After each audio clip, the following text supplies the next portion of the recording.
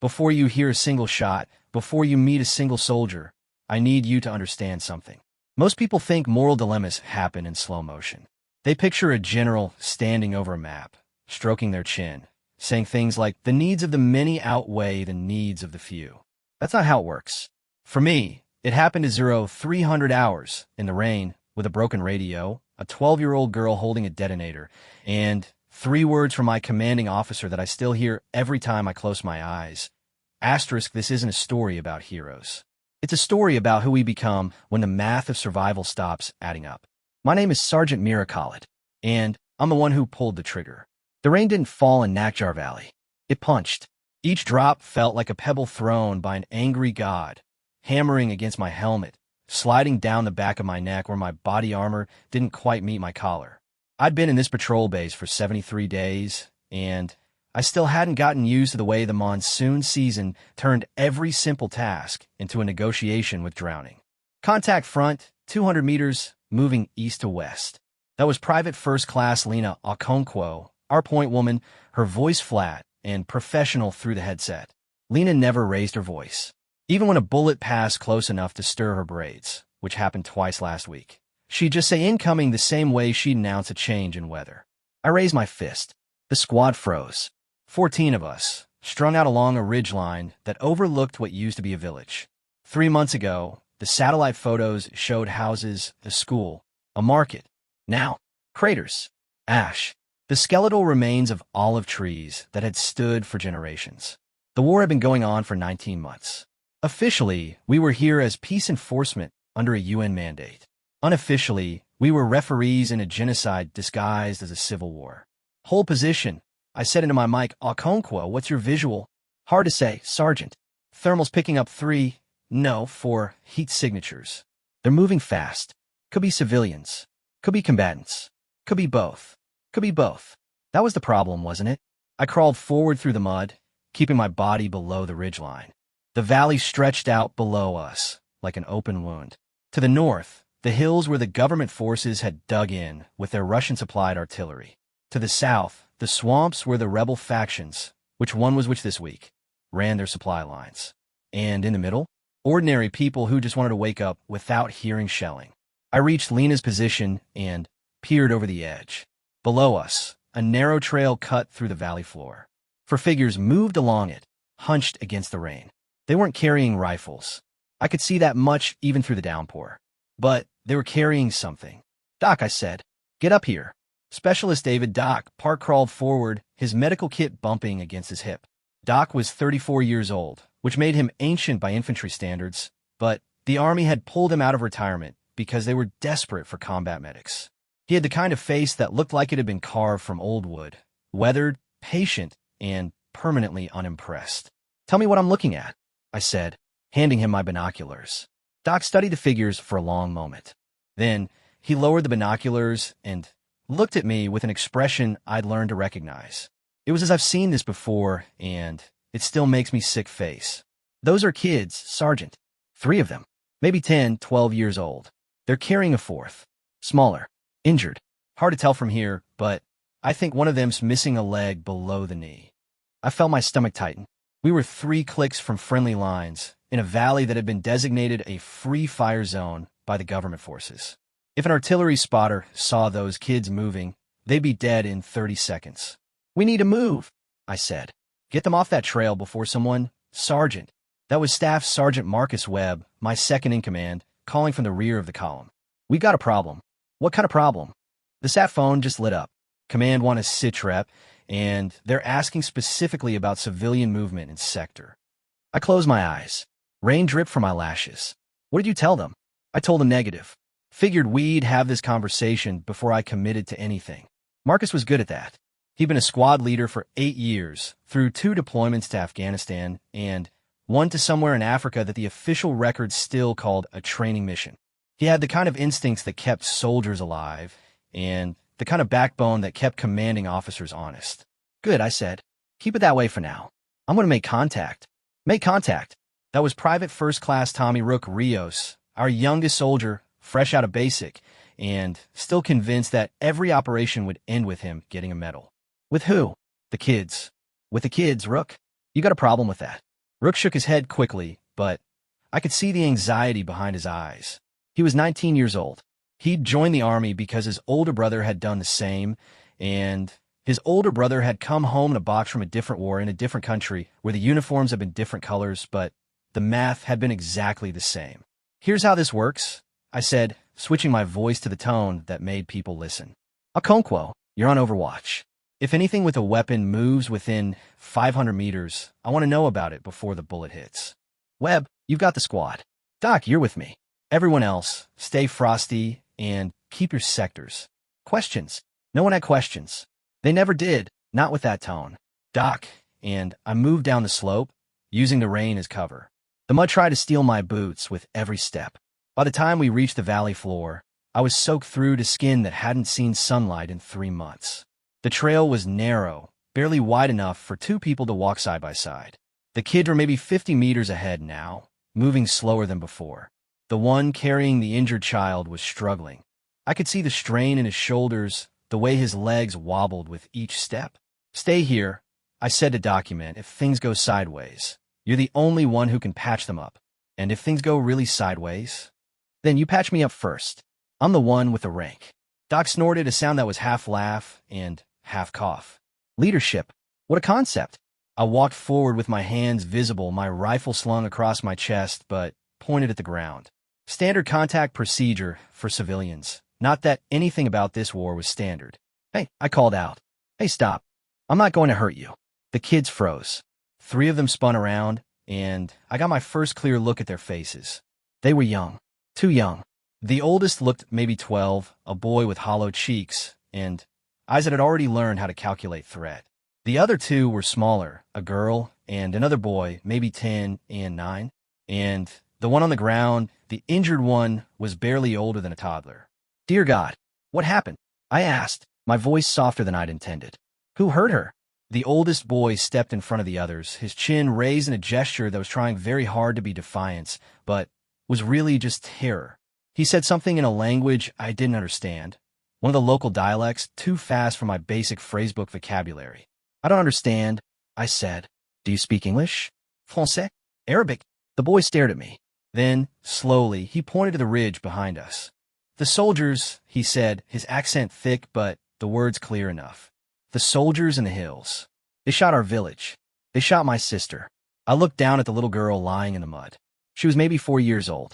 Her leg ended in a bloody stump just below the knee, wrapped in rags that had long since stopped being useful. She wasn't crying anymore. That was the worst part. She didn't have enough blood left to cry. Doc, I shouted. Now! Doc came running, his medical kit already open. He dropped to his knees beside the girl and started working with the kind of speed that came from 15 years of seeing the worst things people could do to each other. I need pressure, he said. Tourniquet. Now. I ripped the tourniquet from my own kit and handed it to him. Doc applied it with practiced efficiency, his fingers finding the right pressure points like they'd done this 1,000 times. Maybe they had. How bad? I asked. Doc didn't look up. She's lost a lot of blood. I can stabilize her, but she needs a surgeon. And she needs one in the next 2 hours, or she's going to bleed out internally even if I stop the external. 2 hours. We were 3 clicks from the patrol base, which meant 4 hours of walking through mud and rain with a wounded child. Our evac helicopter was grounded because of the weather. The nearest surgical team was at the main FOB, an hour by air or 8 hours by ground. She was going to die. No, I wasn't going to let that happen. Webb, I said into my mic status. Quiet up here, but command is getting antsy. They keep asking about civilian movement. I've been giving them evasive answers, but they're going to start asking harder questions soon. Then, we need to move. Get the squad down here. We're taking these kids with us. A pause. Then, Sergeant, you know we can't do that. Rules of engagement say we can't transport civilians without authorization from... The rules of engagement can kiss my muddy ass, Webb. There's a 4-year-old girl bleeding out in the rain. I'm not asking for permission. I'm telling you what's happening. Another pause. I could imagine Marcus's face, the conflict between his training and his conscience, the way his jaw would tighten while he weighed the consequences. Copy that, he said finally, moving to your position. But when this goes sideways, I'm telling the lieutenant it was your idea. Damn right it was. The squad reached us in 10 minutes. By then, Doc had the little girl stabilized. Her breathing was shallow but steady, and the tourniquet had stopped the bleeding. He'd given her something for the pain, something that made her face relax from its mask of suffering into something that looked almost like peace. The other kids huddled together, watching us with eyes that didn't know whether to trust or run. The 12-year-old boy hadn't moved from his position in front of him. I recognized that stance. I'd seen it on soldiers twice his age in places where the only law was the one you made yourself. "What's your name?" I asked him. He stared at me for a long moment. Then, "Kalen. I'm Sergeant Khalid. Kalen. These are my soldiers. We're going to take you somewhere safe. But I need you to help me. Do you understand?" "I understand," he said, his voice steady in a way that broke my heart. "But there's nowhere safe. The soldiers took the towns. The rebels took the roads. And the men with the blue helmets took our food and said they would come back." I felt something cold settle in my chest. The blue helmets. Un peacekeeper. We'd heard rumors about corruption in the supply chain, about food and medicine being diverted to black markets. But hearing it from a 12-year-old boy, spoken with the flat certainty of someone who'd stopped hoping for justice, that was different. "Where were you going?" I asked. "Before we found you." Kalen pointed east toward the mountains. "The border. There's a camp. People say they let children in. A refugee camp. 2 days walk through territory held by at least 3 different armed groups, each one more likely to shoot first than ask questions." "You're not going to make it," I said. I didn't say it to be cruel. I said it because he needed to understand the truth. "Even if I let you go, you're not going to make it. Not with her." I nodded toward the little girl, who was now being carried by Private First Class Maria Flores, our smallest soldier, but somehow our strongest. Kalen's face crumbled for just a moment. Then the mask came back. "Then we die," he said, "like everyone else." That's when the first mortar round hit. The explosion came from the North government territory. The shock wave threw me to the ground, and for a few seconds the world became mud and noise and the taste of copper in my mouth. "Incoming," someone shouted, which was redundant, because we could all hear the second round whistling down. "Move," I screamed. "Move to the tree line. Now." The squad scrambled, grabbing the kids, grabbing each other, dragging gear through mud that seemed to reach up and grab at our boots. Doc and Flores carried the little girl between them, careful to keep her leg elevated even as they ran. The second round hit 50 meters behind us. The third hit closer, close enough that I felt the heat on my back. We made it to the tree line just as the fourth round turned our previous position into a crater. I pressed my back against a tree trunk and forced myself to breathe. My heart was hammering so hard I could feel in my teeth. "Webb, casualty report." Marcus's voice came back, crackling through the headset. "Everyone's accounted for. The kids too. But we've got bigger problems." "Bigger than mortars?" "Satellites picking up movement. Government mechanized unit heading this way. Maybe 2 companies with armor. ETA 20 minutes. 2 companies. 200 soldiers. Armurad vehículos. Against 14 infantry soldiers and for children. Command," I asked. "I've been trying to raise them for the last 2 minutes. The mortar strikes must have knocked out our relay. We're on our own." We were on our own. I looked at my squad. Lena Okonkwo, her face still calm, already scanning the horizon for targets. Doc Park, kneeling beside the little girl, checking her vitals with the methodical care of a man who'd learned that panic never saved anyone. Maria Flores, her arms wrapped around the younger children, whispering something to them in Spanish because she didn't know their language, but she knew the sound of comfort. Tommy Rios, hands shaking but weapon ready, trying so hard to be brave. Marcus Webb, already planning our defense, his eyes tracking the terrain, counting fields of fire and escape routes. And Kalen, standing apart from the others, watching me with those old young eyes. "You see," I said to him, "we're not going to let you die." He didn't answer. He just pointed toward the ridge where we'd been standing 10 minutes ago.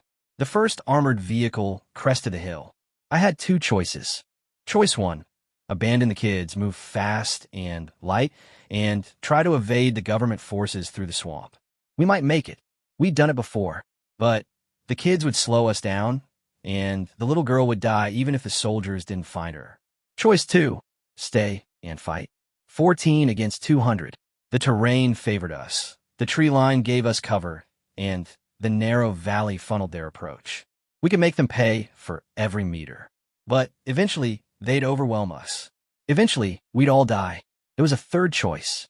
I could hear it in the back of my mind, the voice of every commanding officer I'd ever served under, every training exercise, every lesson about the chain of command and the rules of engagement. Contact command. Request permission to engage. Follow your orders. But command wasn't answering. And my orders were 3 months old, written by people who'd never seen this valley, never held a dying child in the rain. My orders said, protect civilian lives where possible, consistent with mission objectives and soldier safety. My orders said, do not engage government forces except in self-defense. My orders said, maintain the peace. There was no peace here. There hadn't been for a long time. Sergeant. Marcus's voice was quiet, meant only for me. We need a decision. I looked at Kalen again, at the little girl in Doc's arms, at the armored vehicles descending the ridge. Okonkwo, I said. What's the range to that lead vehicle? 800 meters, Sergeant. Moving slow. They haven't seen us yet. Can you make the shot? Lena's specialty was long-range marksmanship. She'd qualified as an expert shooter at 1,000 meters. But this wasn't a range. This was rain and wind and the kind of pressure that made fingers tremble. I can make a shot, she said. What about their commander? Can you see him? A pause. Then, he's in a third vehicle. Open turret. I got a clear line. Do it. No one moved. No one questioned. That's what trust looked like. Lena settled into position, her rifle finding a gap between 2 tree trunks. She adjusted for wind, for range, for the way the rain bent light, and made everything look farther than it was. The crack of her shot echoed through the valley like thunder. Half a second later, the commander in the third vehicle crumpled, and the war changed. Because that shot, that single shot, wasn't self-defense. That was an ambush, an unprovoked attack on government forces by what they would call rebel-aligned peacekeepers. Within 24 hours, the headlines would write themselves. Within a week, the UN mandate would be revoked. Within a month, the government would declare our entire contingent enemy combatants. But right now, in this moment, all I cared about was the chaos spreading through the enemy column. Without their commander, the vehicles had stopped. Soldiers were dismounting, trying to figure out where the shot came from, who was shooting, what they were supposed to do. Move, I said.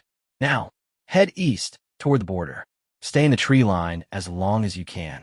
We ran. The kids ran too. Even Kalen, even the younger ones, their small legs pumping through mud that tried to swallow them. Flores carried the little girl, her arms trembling with the effort but her grip steady. Behind us, I heard shouts. Engines revving. The crack of small arms fire, wild and undirected. They didn't know where we were. Not yet, but they would. They had helicopters and drones and the kind of technology that made stealth almost impossible. We had 2 hours to get that little girl to a surgeon. We had 2 hours to outrun an entire mechanized battalion. And I had just started a war. The swamp saved us. Not because it was safe. It wasn't. The water was black and thick, stained with things I didn't want to think about. Leeches found every gap in my uniform. The smell of rot hung in the air like a curtain. But the swamp swallowed our footprints, muffled our sounds, and, most importantly, made it impossible for armored vehicles to follow. For the first hour, we moved in silence. Not tactical silence, the kind you learn in training. Real silence. The silence of people who've just crossed a line and know there's no going back. I kept looking over my shoulder, expecting to see muzzle flashes in the darkness. But the government forces had stopped at the valley's edge. Maybe they were regrouping. Maybe they were waiting for air support. Maybe they just didn't want to follow a bunch of crazy Americans into a swamp in the middle of a monsoon. It's not going to last, Marcus said, falling in a step beside me. His voice was low, meant only for me. They're going to get drones up as soon as the weather clears. Then we're screwed. I know. That shot. Lena's shot. That wasn't in the playbook. I know. Marcus glanced at me, his face unreadable in the gray light. You want to tell me what you're thinking? Because right now, I'm looking at my sergeant, and I'm not sure I recognize her. Fair question. More than fair. What am I thinking? I said, I'm thinking that little girl is going to die if we don't get her to a surgeon. I'm thinking that Kalen and his siblings have already survived things that would break most adults. I'm thinking that if we abandon them, we're no better than the people who shot their village. That's not what I asked. I stopped walking. The squad continued past us, Doc checking on the little girl, Flores helping the younger children over a fallen log, Rios watching our rear with the nervous energy of a soldier who'd never been in a real firefight before. Why did you join the army, Marcus? He blinked at the non sequitur. What? You heard me. Why did you join? He was quiet for a moment. Then, my dad was a soldier. His dad before him. Felt like I didn't have a choice. And now, after all these years, after all the deployments, why do you stay? Marcus looked at the sky, at the rain falling through the canopy, at the children stumbling through the mud. When he spoke again, his voice was softer. Because someone has to. I nodded. Yeah, someone has to. Kalen was watching us from 10 meters ahead. He'd been watching me all night, studying me the way you study a predator, trying to figure out if it's going to eat you or leave you alone. I walked up to him, keeping my movements slow and visible. How old are you, Kalen? 12. Where are your parents? His face did something complicated, a muscle twitching in his jaw, his eyes flicking away for just a second before returning to mine. My father died in the first month. The soldiers took him. My mother, he stopped. Swallowed. My mother went to find food 2 weeks ago. She didn't come back. I felt something twist in my chest. Grief. Not the sharp, immediate kind, but the dull ache of knowing that this boy's life had been shattered in ways that would never fully heal. I'm sorry, I said. It felt inadequate. It was inadequate. You didn't do it, Kalen said. Why are you sorry? Because someone has to be. We walked for another hour before the rain finally stopped. The clouds didn't clear. They just paused like they were catching their breath before the next assault. In that pause, the temperature dropped, and for the first time in days, I could see more than 10 meters in front of my face. Webb, what's our position? Marcus pulled out his GPS, shielding it from the weak light. We're about 4 clicks from the border. Maybe 2 hours if we push hard. But there's a problem. There's always a problem. The border's not open. Government forces have checkpoints every kilometer. And on the other side, he hesitated. On the other side, what? On the other side, there's a rebel encampment. About 1,000 fighters from what the last intel said. They've been hitting government supply lines for the last 2 weeks. So we were walking into a war zone between 2 war zones. Perfect.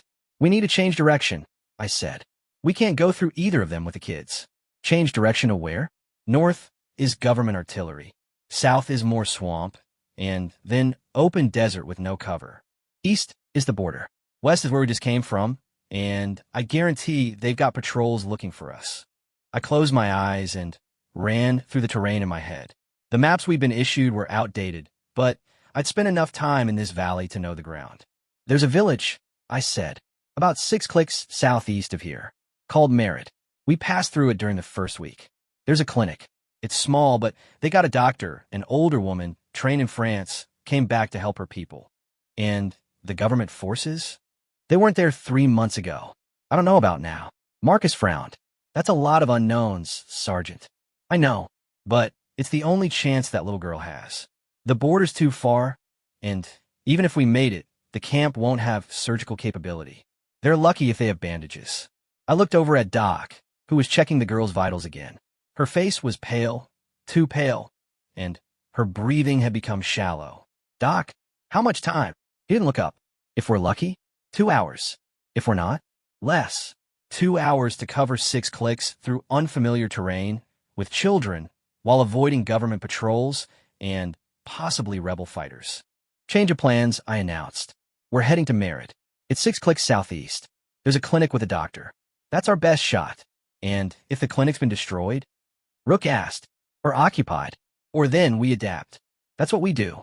Rook looked like he wanted to argue, but he didn't. Good. I didn't have the energy for a debate. We moved out again, faster this time. The ground started to change, less swamp, more rocky outcroppings.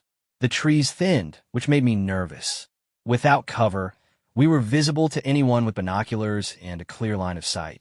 Lena took point again, her eyes scanning constantly. She was good at this, better than anyone I'd ever served with. She had a way of reading terrain that went beyond training, some instinct that told her where the threats would be before they materialized. Contact, she said suddenly, her voice barely above a whisper. North-northeast, 200 meters. 3 vehicles. Looks like a patrol. Everyone froze. I crawled up to Lena's position and peered through the rocks. 3 pickup trucks, the kind with machine guns mounted in the back. Government forces. I could see the uniforms, the red armbands that marked them as members of the 12th Brigade. They were moving slowly along a dirt track, scanning the terrain with searchlights. "They're looking for us," I said. "Probably," Lena agreed. "But they're not sure where we are. They're sweeping in a grid pattern. If we stay still and quiet, they might miss us. And if they don't," Lena shrugged, a tiny motion that was almost invisible, "then we have a problem." The patrol continued its sweep, getting closer with each pass. The searchlights cut through the darkness, painting everything in harsh white light. I could hear voices now, shouting, laughing. They weren't expecting to find anything. To them, this was probably just another boring night patrol. Then, one of the searchlights stopped moving. It was pointing directly at our position. "Shit," someone whispered. "Everyone stay still," I said, trying to keep my voice calm. "Don't move. Don't breathe." The light held on our position for what felt like an eternity. I could picture the soldier behind it, squinting into the darkness, trying to decide if those shapes among the rocks were people or just shadows. The searchlight moved on. I let out a breath I didn't know I'd been holding. The patrol continued past us, the trucks rumbling close enough that I could see the faces of the soldiers. Most of them looked young, barely older than Rook. Kids, really. Kids with guns, fighting a war they probably didn't understand for reasons no one had ever explained. I wondered if they'd been the ones who'd shot the village. I wondered if Kalen's mother had been one of the faces they'd seen before they pulled the trigger. The patrol disappeared over a rise, and the darkness returned. "We need to move," I said. "Now, before they circle back." We ran, not the coordinated movement of trained soldiers, but the desperate scramble of people trying to survive. I grabbed Kalen's hand and pulled him along, my boots slipping on wet rocks, my lungs burning with the cold air. The little girl, I still didn't know her name, started crying. A weak, thin sound that cut through the night like a knife. Doc tried to shush her, but she was too young to understand, too scared to stop. The crying would give us away. I knew that. They all knew that. But what was I supposed to do? Tell her to shut up? She was 4 years old. She'd been shot. She was missing a leg. And she was being carried through the dark by strangers who smelled like mud and gunpowder. "Give her to me," Flores said. Doc hesitated. "Maria, she needs someone to hold her. Someone who won't drop her when we have to run." Doc handed the girl over, and Flores cradled her against her chest, murmuring in Spanish. I don't know what she said. My Spanish was limited to asking for directions and ordering food, but the girl's crying began to quiet. "She's a mother," Doc said quietly, watching Flores. "Did you know? She's got a daughter back home, 3 years old." "No, I didn't know." Flores never talked about her family, never showed pictures, never asked for special treatment. She just did her job, every day, without complaint. "Remind me to thank her," I said, "when this is over. If this was ever over." We reached the outskirts of Merritt an hour later. The village was smaller than I remembered, or maybe it just looked smaller because half of it had been destroyed. Buildings that had been standing 3 months ago were now piles of rubble. The market where we bought fresh bread and warm soda was just a burned-out shell. But some of the buildings were still intact, and in one of them, a small concrete structure with a faded red cross painted on the side, I could see a light. "The clinic," I said. "It's still there." We approached carefully, weapons ready but pointed down. I didn't know who was inside, didn't know if the doctor was still there or if someone else had taken over the building. The door opened before we reached it. A woman stood in the doorway, backlit by a single kerosene lamp. She was older than I'd remembered, gray hair, weathered skin, hands that looked like they'd seen too much work and not enough rest. "You came back," she said, her English accented but clear. "I remember you. The soldiers who asked about the children." Her name was Dr. Amira Hassan. She'd trained in Lyon, practiced in Paris, and then come home to a country that was tearing itself apart. "I need your help," I said. "There's a little girl. She's been shot. She needs surgery." Dr. Hassan looked at the child in Flores's arms, and her face did something I recognized, the same expression Doc had worn when he'd first seen the wound. The expression of someone who'd seen too much and was about to see more. "Bring her inside," she said, quickly. The clinic was small, one room, really, with a few cots and a table that had been converted into an operating station. The supplies were limited: bandages, antiseptic, a few instruments that looked like they'd been sterilized 100 times. "This isn't a hospital," Dr. Hassan said as she began to examine the girl. "I don't have blood for transfusion. I don't have anesthesia beyond what you've already given her. I can stop the bleeding and close the wound, but she needs a real surgeon," Doc finished. Dr. Hassan looked at him. "Yes, she needs a real surgeon and a real hospital and a dozen things I don't have.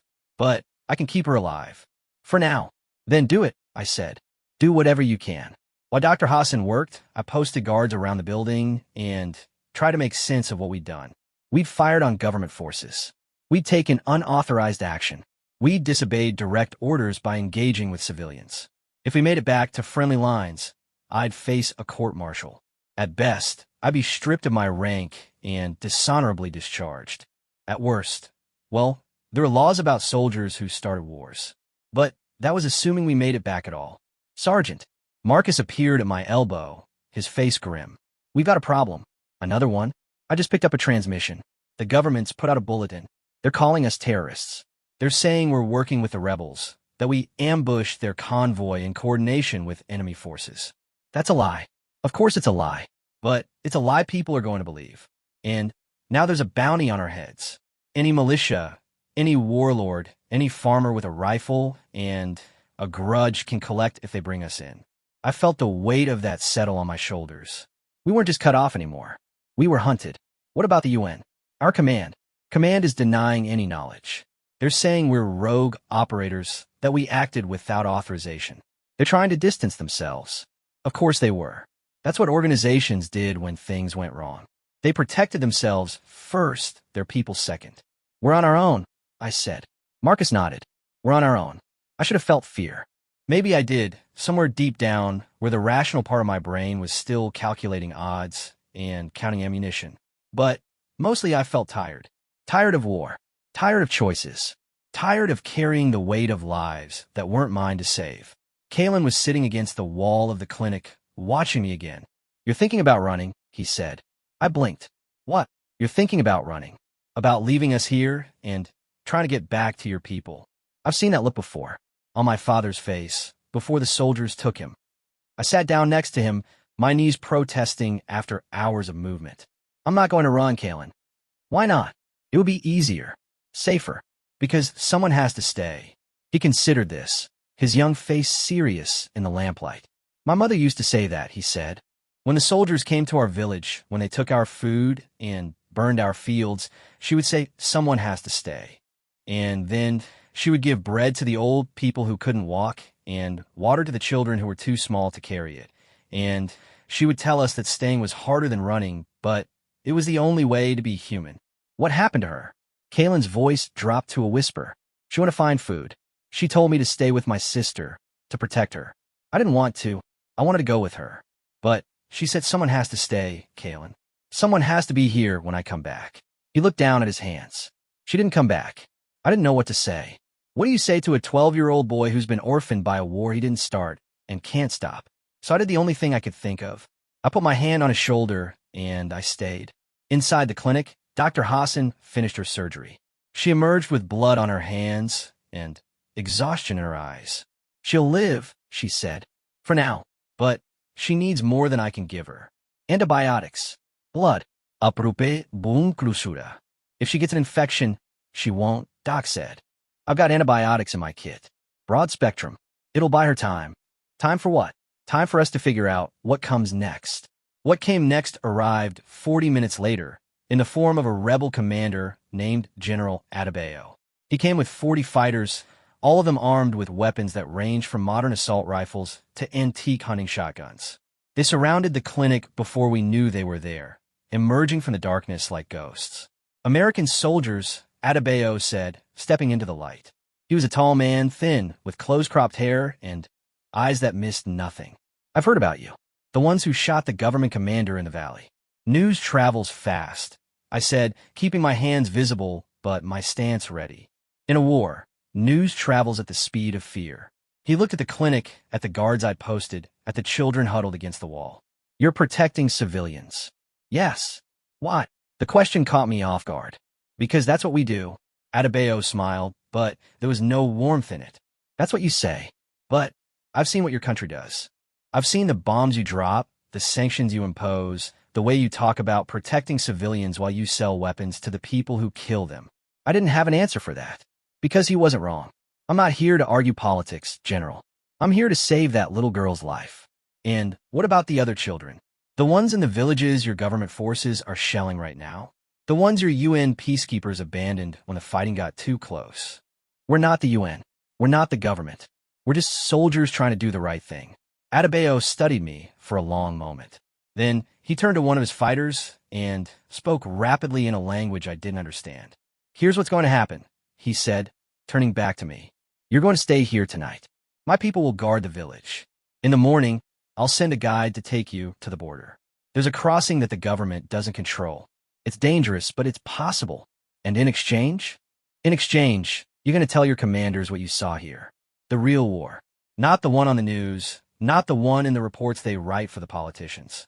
The one where children get shot, and mothers disappear, and no one answers when you call for help. I can do that. He nodded slowly. I hope so. Because if you don't, if you go back to your world and forget what happened here, then you're no different from all the others who came before. He left as quietly as he'd arrived, his fighters melting back into the darkness. I stood in the doorway of the clinic, watching them go, and wondered if he was right. Would I forget? Would any of us? Or would this night follow us forever? A weight we could never put down? The little girl woke up just before dawn. I was sitting by her cot, keeping watch while the others slept. Flores was curled up on the floor nearby, her hand still touching the girl's blanket even in sleep. Doc was slumped against the wall, his medical kit open beside him. Rios had finally stopped shaking and was snoring softly in the corner. Kalen and his siblings were asleep in a pile on the other side of the room, their small bodies pressed together for warmth. The girl opened her eyes and looked at me. Her eyes were brown, like the mud outside, like the coffee we'd drunk 20 years ago in what felt like another life. They were unfocused at first, still cloudy with the remnants of pain and the drugs Doc had given her. Then they focused. She looked at me, really looked at me, and something passed between us. Something I couldn't name. Recognition, maybe, or understanding. She was 4 years old. She'd been shot. She'd lost her leg. She'd been carried through the rain by strangers who spoke a language she didn't understand. And she was alive. Because of us. Because I made a choice that might cost me everything. Hello, I whispered. She didn't answer. She couldn't. But she reached up with one small hand and touched my face. Her fingers were cold. Her touch was light. I started to cry. Not the silent tears of soldier stoicism, but real crying, the kind that comes from somewhere deep and broken. I cried for the little girl who would grow up in a world that had tried to kill her before she could walk.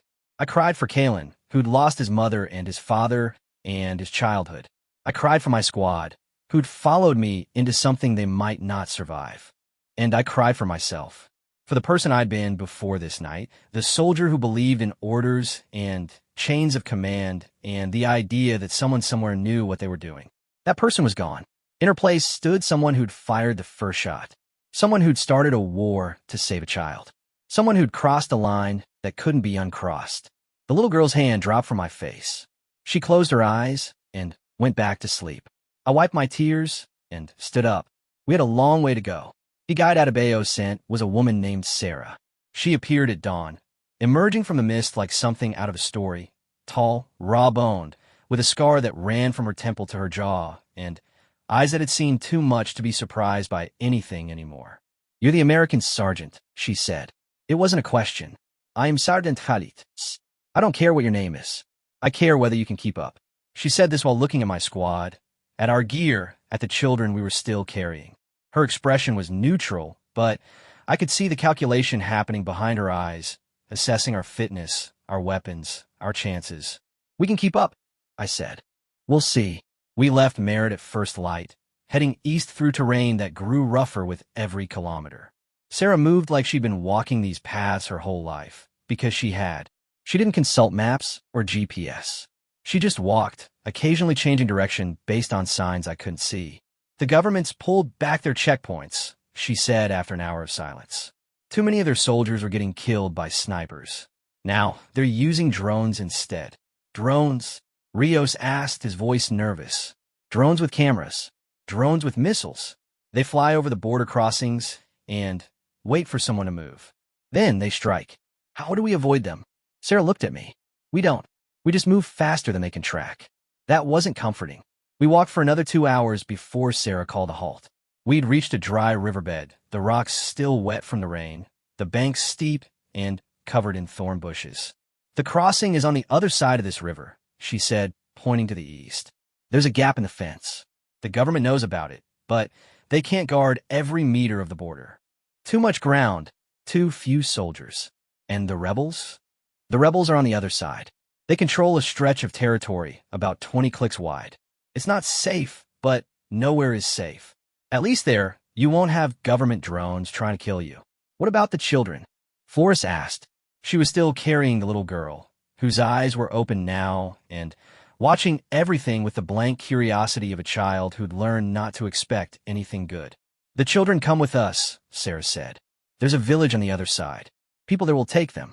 They're good people. They've been taking children for months. And if the government finds out?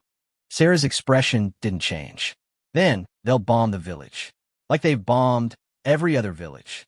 And the children will die, and the people who try to save them will die, and the war will continue. She said it so matter-of-factly that it took me a moment to realize what she was really saying. This is what happens. This is what always happens. And you can't stop it. Is there another way? I asked. Another crossing? Somewhere safer. The only safe place in this country is the grave. That was when the drone appeared. It came from the north, flying low and fast, a small quadcopter, the kind you could buy at any electronics store. But this one wasn't carrying a camera for real estate photos. This one was carrying a grenade. Everyone down, I shouted. The drone swooped toward us, its rotors buzzing like angry insects. Someone fired, Rios, I think, panicking and squeezing off a burst, but the shots went wide. The drone released its payload. The grenade landed 20 meters away, exploding in a shower of rocks and mud.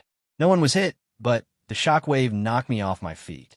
My head struck a rock, and for a few seconds, the world went white. When my vision cleared, Sarah was already moving. She'd pulled a rifle from somewhere.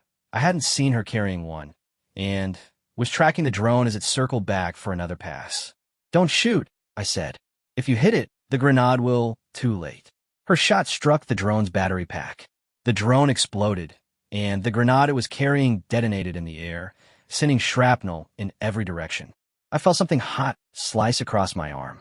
Pain followed a second later, sharp and immediate. Sergeant, Doc was at my side, his hands already probing the wound. It's superficial. You're lucky. I looked down at my arm. Blood was pouring from a gash that ran from my elbow to my wrist. Superficial, he'd said. It didn't feel superficial. The drone, I said, gritting my teeth against the pain. It was military. They know where we are. We need to move, Sarah said, her voice tight. That drone was part of Swarm. There will be more. How many more? Enough. We ran. The riverbed became our path, the steep banks giving us some cover from above. Sarah led, moving with a speed that seemed impossible for someone her age. The rest of us struggled to keep up, carrying gear, carrying children, carrying the weight of everything that had happened. The second drone found us 10 minutes later. This one was larger, military grade, with a camera that could see through smoke and darkness. It didn't have a grenade. It had something worse. A guided missile, the kind that could turn a person into a memory. Scatter, I shouted. We dove in different directions as the missile streaked toward us. It struck the riverbed, exploding in a fountain of rock and fire. The shock wave threw me against the bank, and I felt something crack in my ribs. Sound off, I yelled, coughing through the dust. Okonkwo alive. Webb alive. Doc alive. Flores, her voice broke. I'm alive. The girl's alive. But what? She's bleeding again. The explosion opened her wound. No. Doc, get to her. Now. Everyone else, form a perimeter. Watch for more drones. Doc scrambled to Flores's position, his medical kit already open. I could hear him swearing. Real swearing, the kind that came from a man who'd seen too many people die and was tired of watching it happen. Webb, I said, pulling myself to my feet. Where's Sarah? I don't know. I lost her in the explosion. The third drone appeared before I could answer.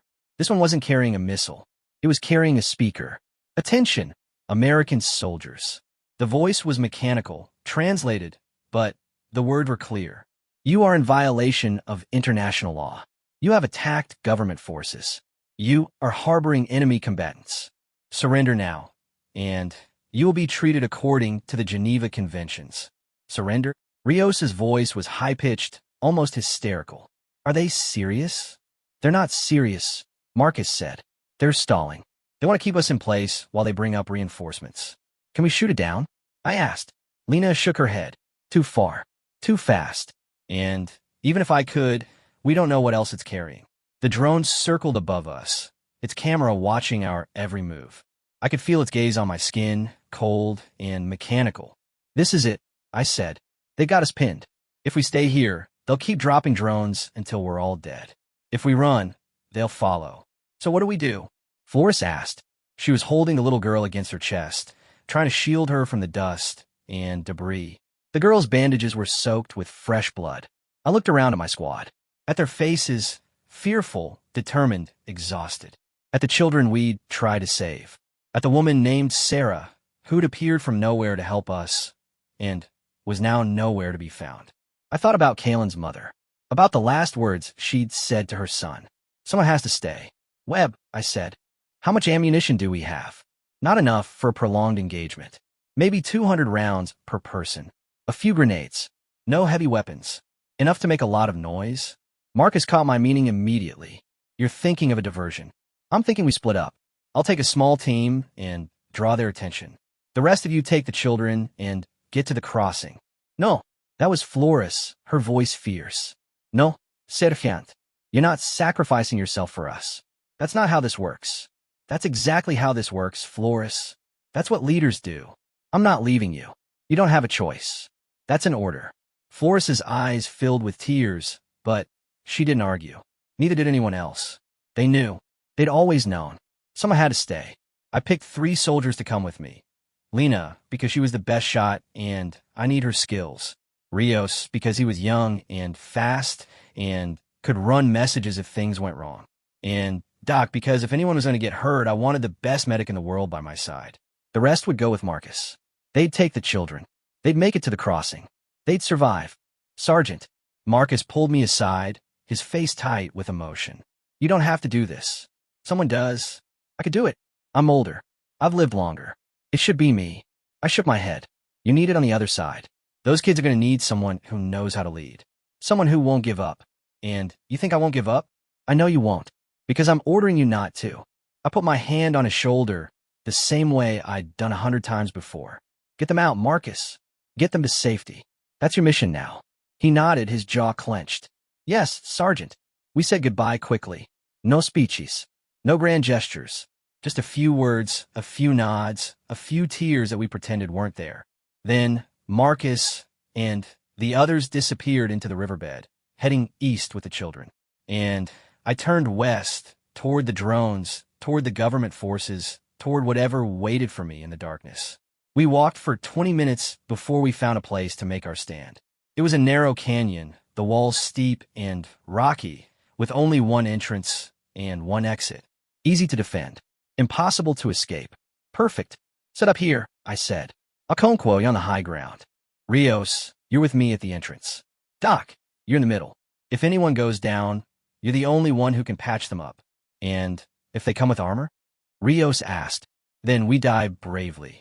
He laughed, a nervous, high-pitched sound that was half hysteria and half genuine amusement. That's not funny, Sergeant. I'm not trying to be funny. The drones found us 20 minutes later. 4 of them, flying in formation, their cameras swiveling to track our positions. One more pass, and they'll know exactly where we are, Lena said. Should I take a shot? Not yet. Wait until they commit. The drones circled for another minute. Then, as one, they turned and flew back toward the north. They're calling in reinforcements, Doc said. How long do you think we have? I checked my watch. 20 minutes. Maybe less. 20 minutes to prepare. To check our weapons. To say the things we'd never said. Rios spoke first. I never told my mom I loved her. Before I left. We had a fight, and I was angry, and I never said it. You can tell her when we get back, I said. We're not getting back, Sergeant. We both know that. I didn't argue, because he was right. Then, tell me now, I said. Tell me whatever you need to say. Rios was quiet for a moment. Then, I joined the army because I didn't know what else to do with my life. My brother died, and I thought if I followed him, I'd understand why. But I don't. I don't understand anything. That's okay, Doc said. Nobody understands anything. We're all just making it up as we go along. What about you, Doc? Why'd you come back? You were retired. You had a life. Doc's face softened. My daughter. She's 12 years old. Same age as Kaylin. I keep thinking about what I'd want someone to do if she was in danger. If she was bleeding in the rain, surrounded by soldiers who wanted to kill her. I want someone to stay. So I stayed. I looked at Lena. Okonkwo. She didn't look away from her scope. I'm here because Sergeant Khalid asked me to come. That's enough. You don't have a deeper reason? A family? A dream? My family is standing right here. And my dream is to make sure we don't die before we've done what we came to do. The reinforcements arrived 15 minutes later. 3 vehicles, same as before. But these are different. Armored personnel carriers with heavy machine guns mounted on top. Behind them, I could see infantry spreading out in a skirmish line. 20 soldiers. Maybe 30. Probably more that I couldn't see. Okonkwo, can you take out the lead vehicle's gunner? I can try. Do it. Her rifle cracked. The gunner on the lead vehicle slumped forward. The return fire was immediate and intense. Bullets ricocheted off the canyon walls, sending chips of rock flying in every direction. I pressed myself against the ground and waited for a break in the shooting. Rios, grenade. Now! Rios pulled the pin and lobbed the grenade toward the approaching infantry. It exploded in midair, sending shrapnel through their ranks. 2 soldiers went down. The others scattered for cover. Good hit, I shouted. Sergeant, we've got movement on the left flank. Lena's voice was sharp, urgent. I turned just in time to see a group of soldiers trying to circle around the canyon's entrance. They were using the terrain for cover, moving from rock to rock with practiced efficiency. Rios with me. We ran to the left flank, firing as we went. I caught one soldier in the chest. Rios hit another in the leg. The others fell back, but I knew they'd be back. They had numbers on their side. They could afford to lose a few. Doc, how's it looking? Quiet for now, but I can hear vehicles approaching from the north. More of them. We were being surrounded. I made a decision. Everyone, listen to me. In 5 minutes, I'm going to walk out there with my hands up. While they're focused on me, you 3 are going to slip out the back of the canyon and head east. No, Lena said. No, Sergeant. That's an order. I'm buying you time. Use it. You'll be killed. Probably. But maybe not. And even if I am, the rest of you will live. That's the math. Doc stood up, his medical kit still in his hands. I'm not leaving you. You are. Because I'm ordering you to. Because Rios needs to tell his mother he loves her. Because Lena has a family waiting for her. Because your daughter needs her father. And what about you? Doc asked, his voice breaking. Who's waiting for you? I thought about it. About the life I'd left behind. About the people who'd loved me and the people I'd loved. No one, I said. That's why I'm the one who stays. I stood up before anyone could argue. I raised my hands above my head. And I walked. The shooting stopped. I walked toward the government lines, my hands empty, my heart pounding in my chest. The soldiers watched me come, their weapons still raised, their faces hidden behind helmets and goggles. I walked until I was 10 meters from the lead vehicle.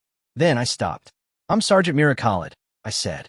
I'm the one who gave the order to fire on your commander. I'm the one you want. A figure emerged from behind the vehicle. An officer, by his bearing and his uniform. He looked at me with cold eyes, the kind of eyes that had seen too much death to be moved by one more. You're surrendering? I'm giving you what you want. Me. In exchange, you let my soldiers go. The officer laughed. A short, humorless sound. You're in no position to negotiate. You're right. I'm not. But I'm also not stupid. If you shoot me, my soldiers will fight to the death. You'll lose more of your people. Is that worth it? For one woman. The officer considered this. Behind me, I could hear movement, Lena and the others slipping out the back of the canyon, disappearing into the darkness. I hoped they'd make it. I hoped the children would survive. I hoped that somewhere, somehow, the little girl would grow up and live a life that made all of this worth it. Take her, the officer said. 2 soldiers grabbed my arms. They were rough, but not cruel. I didn't fight them. As they dragged me toward the vehicle, I looked up at the sky. The rain had stopped. The clouds were breaking. Somewhere above me, a single star was visible, the first I'd seen in weeks. I thought about Kalen, about his mother, about the words that had brought me here. Someone has to stay.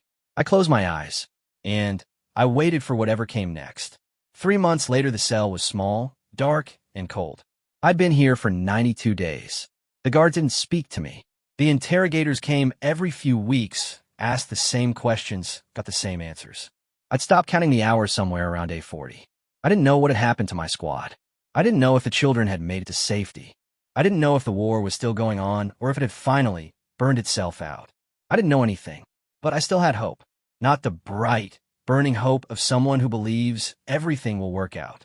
That kind of hope had died in the riverbed, along with the person I used to be. This was a different kind of hope.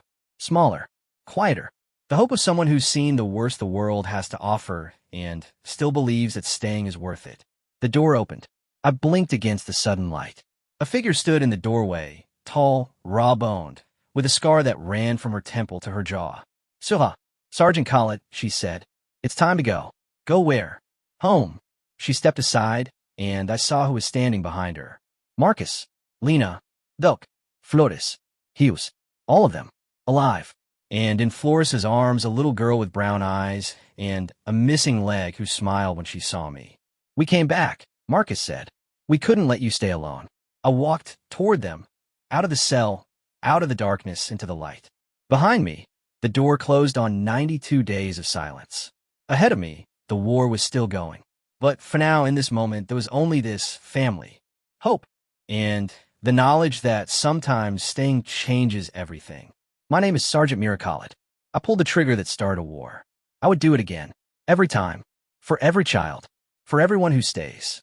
This is the weight of zero, the cost of doing nothing, the price of everything, and I'd pay it 1,000 times.